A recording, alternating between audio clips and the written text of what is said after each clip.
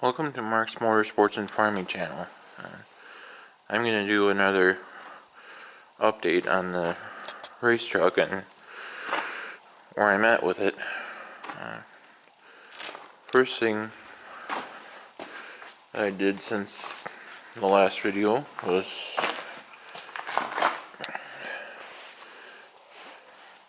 finally got this other tail light out. The disc grinder suddenly appeared, and so then I was able to grind the screw off that was right there, and then the tail light popped out, and I was able to cut the wires, and now that's long gone off this truck. You will see that the tailgate is laying inside the bed rather than hanging open. I guess I did not do that personally, but I think I know. I'm guessing that was my brother that did that, because he's obviously been watching my videos and knows I'm looking to race with this thing. Excuse me. And because of the whole idea of one going over the cab and catching the top of the tailgate, and where this way it won't do that. You know, with the tailgate off. Another thing is that I did try to put the grill on,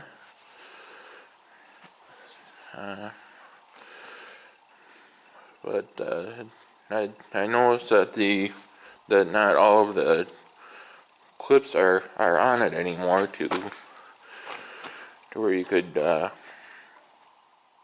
latch it in there completely. And as you can see now, the amount of screwing around I did with it, it's split into two pieces. So I will not be able to have that on the truck at all. I could have certainly put that back on there.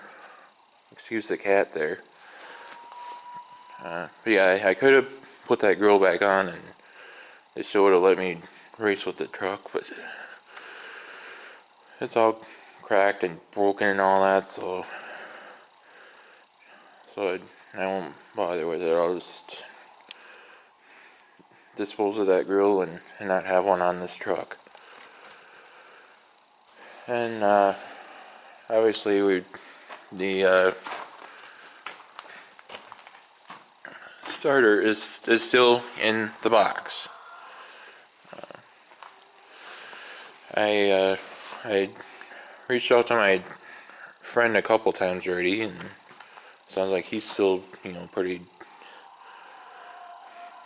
has pretty busy work days with his winter job that he's doing. So at this point, it looks like it's looking like I probably will not be able to get this truck built in time for the first race. Yeah, obviously he's better at getting into tight places like that than I am. A lot better, because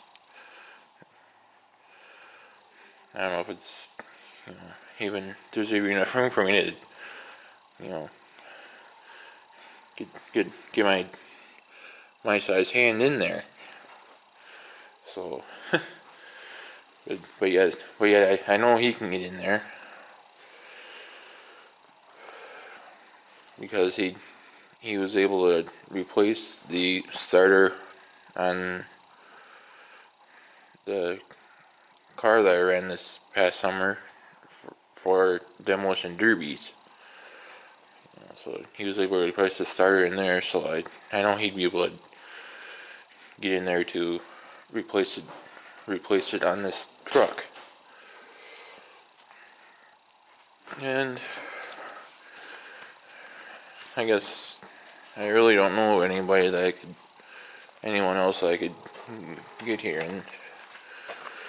and that type of a notice. And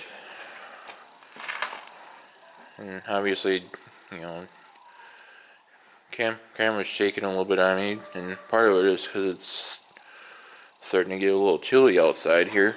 I mean, yes, I am inside a shed with this truck, and for that matter, I'm bringing this video to you from inside the shed. But I mean, we're out of the wind here, but there is no heat source here, so you still feel the chill in the air, just at the area of the shed that I have this truck in. It will help as far as, you know, the wind and not feeling the wind so much, but the air temperature in general, you still feel it even in this shed. So, but thank you guys for watching my videos. It's very much appreciated. So that's basically where I'm at with this truck. Is, you know, thinking I probably won't be able to get this built in time for the first race.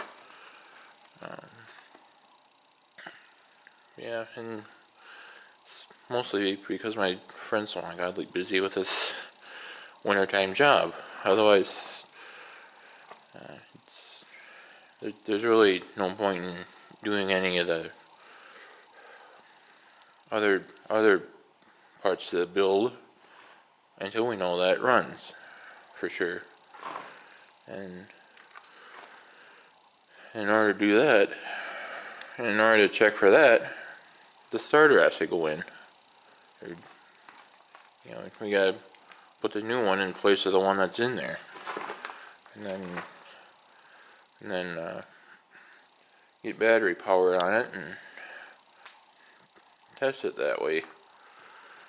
Yeah, otherwise, once the starter's in there, then I know it would not be a problem for me to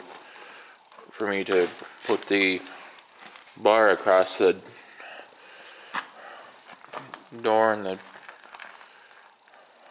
front fender there, like the rules call for, and it would not be a problem for me to get the roll cage built inside the box, like they're calling for. And the only other thing mandatory besides that would be to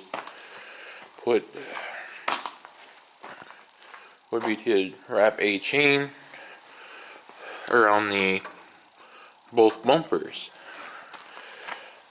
so that if I were to get stuck in a snowbank with it, trying to pass somebody on turn or something like that, or whatever might happen to, you know, where I end up going into a snowbank rather than being able to stay on the track, then they can come on with their four-wheel drive truck and a rope or chain or something and get me out. So yes, they do make a rule that every vehicle for each of the classes has to have a chain wrapped around on both bumpers, or else some sort of point where they could hook on. For that reason alone, is make sure that if any vehicle ends up in a snowbank, that they're able to get it out and keep the race going. So with that, thank you guys for watching these videos. It's very much appreciated. Be sure to hit the like button and don't forget to hit the subscribe button. And we'll catch you later.